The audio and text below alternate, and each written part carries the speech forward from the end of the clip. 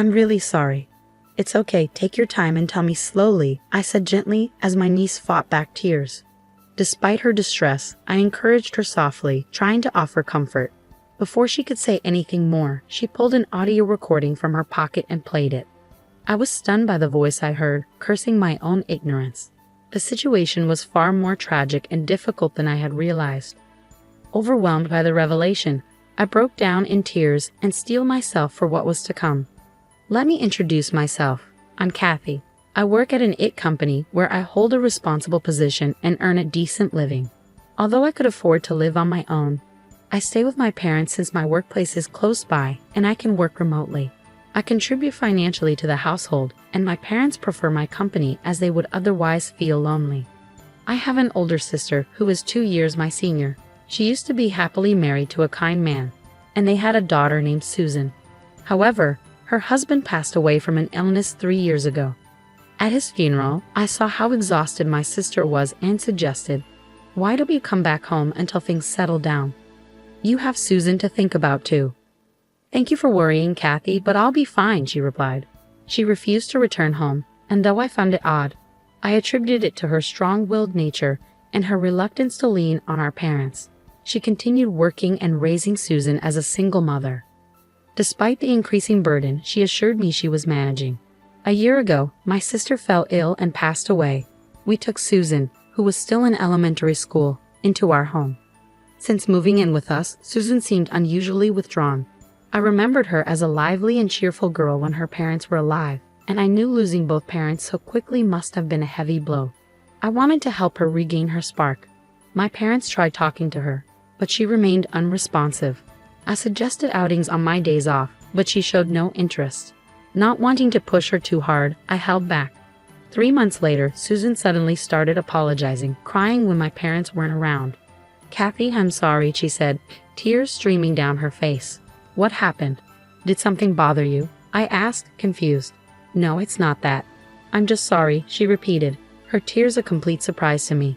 She wouldn't explain why she was crying, only apologizing, and she always managed to keep it hidden from my parents. This only fueled my curiosity further. Another puzzling issue was my parents' frequent trips over the past few years.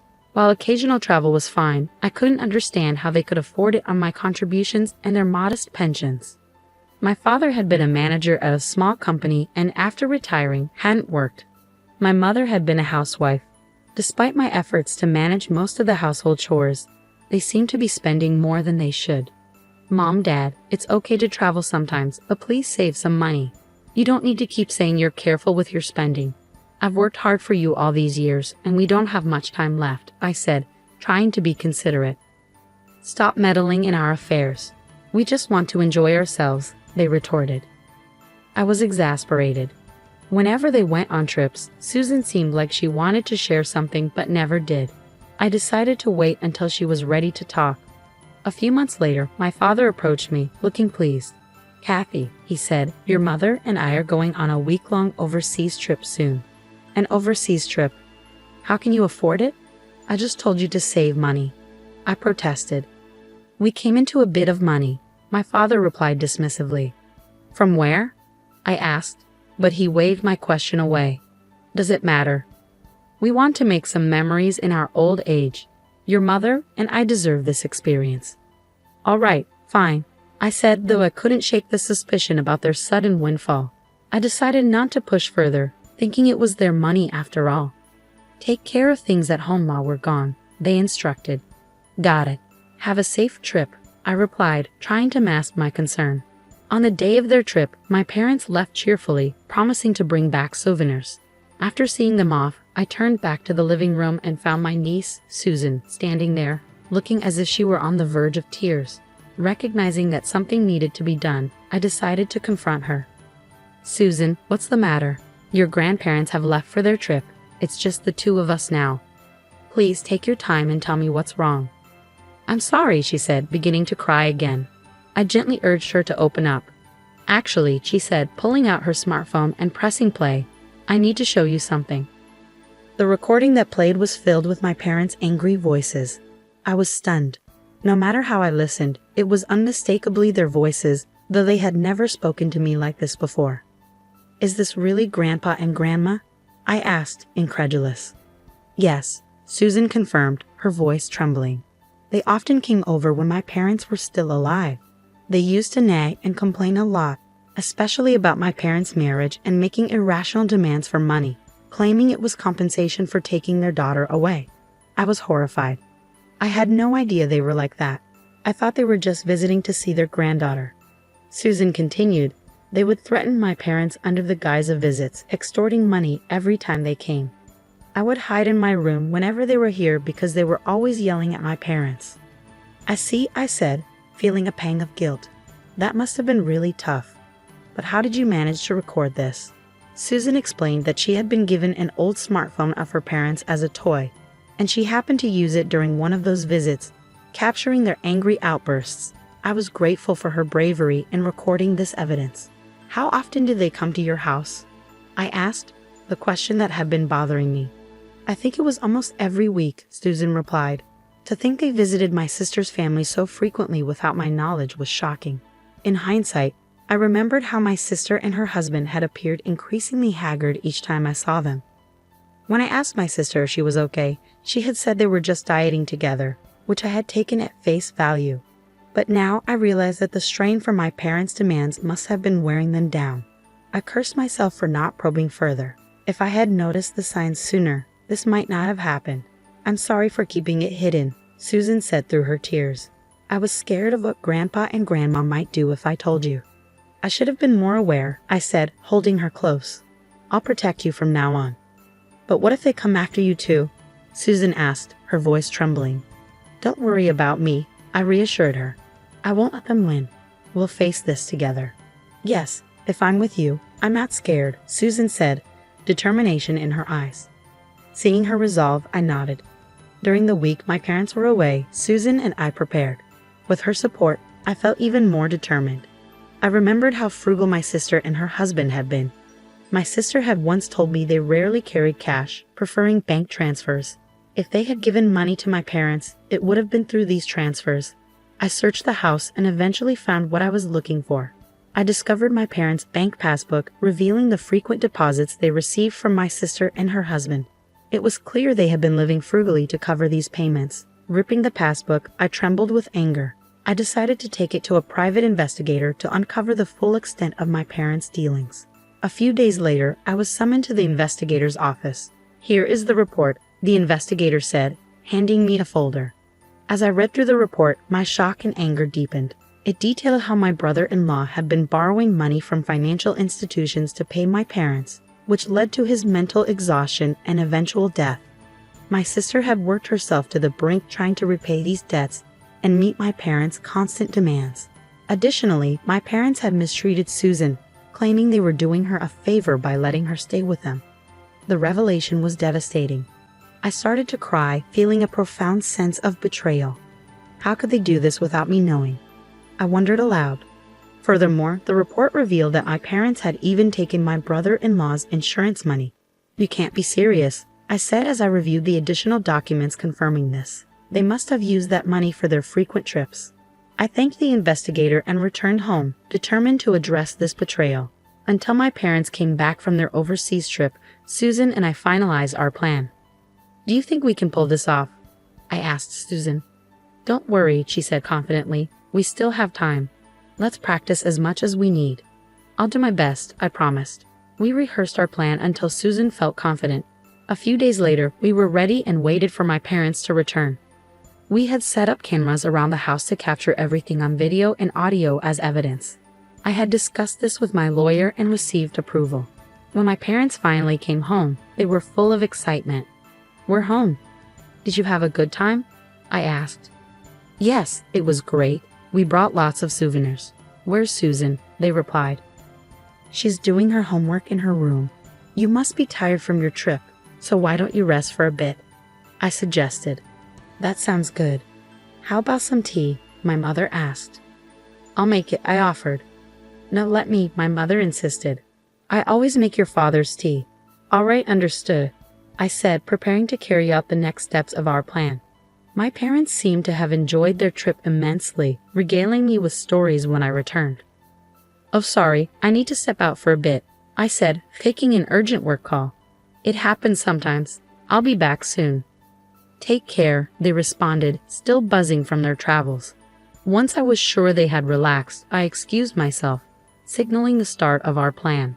After leaving the house, I called Susan. Hey Susan, I've left the house.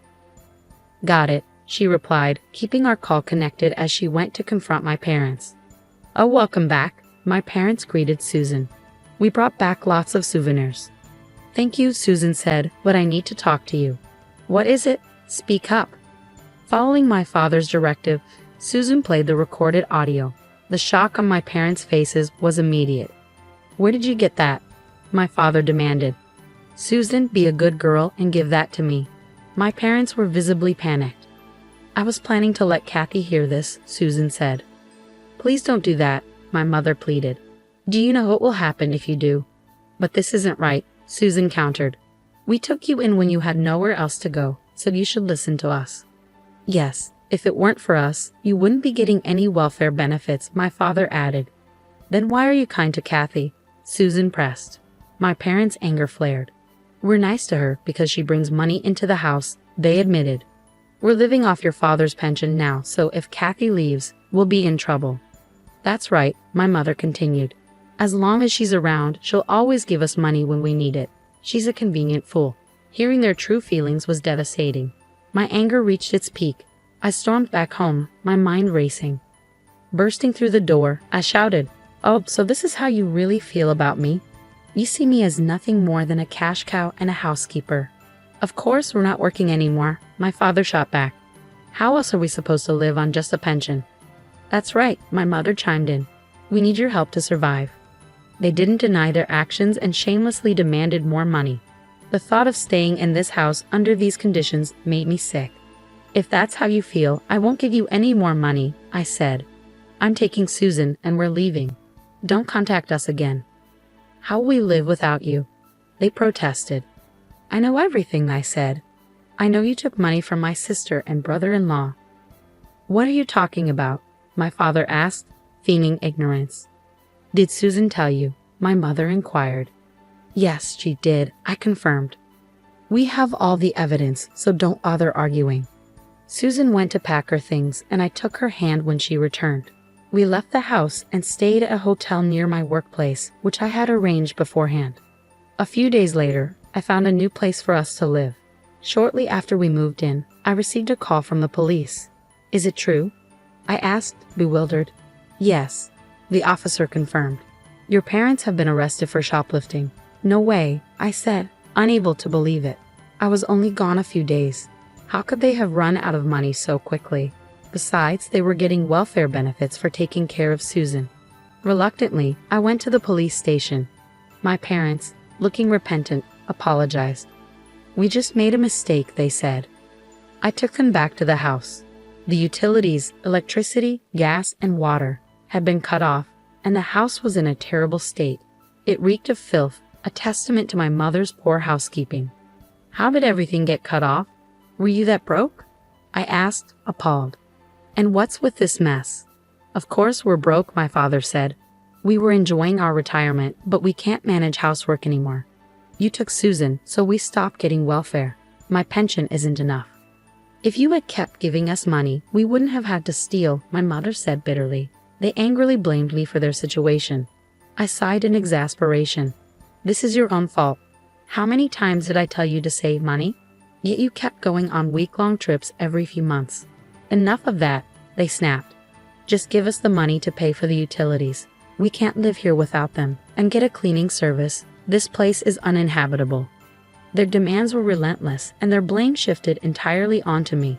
I was beyond furious. I was simply fed up. All right, I said, my voice cold. You refuse to acknowledge your faults. In that case, I'm done. What? What are we supposed to acknowledge? My mother asked, bewildered. Fine, this is the last time I'll speak to you, I said. I'm cutting ties with you. Don't contact me again. I left the house, and a month later, it was vacant. The house, which was in my name, was sold, forcing my parents to leave. They had forgotten that detail. After some time, I went to apologize to the neighbors for any trouble caused. They informed me that loan sharks had been lurking around, indicating my parents had turned to them for money. Rumor had it they were seen in a park, looking disheveled. Eventually, I legally separated from my parents and adopted Susan as my daughter. Our bond grew stronger, and Susan's cheerful spirit returned. Our lives stabilized, and I vowed to continue watching over her and make my late sister proud. If you enjoyed this story, please subscribe to my channel. See you in the next video.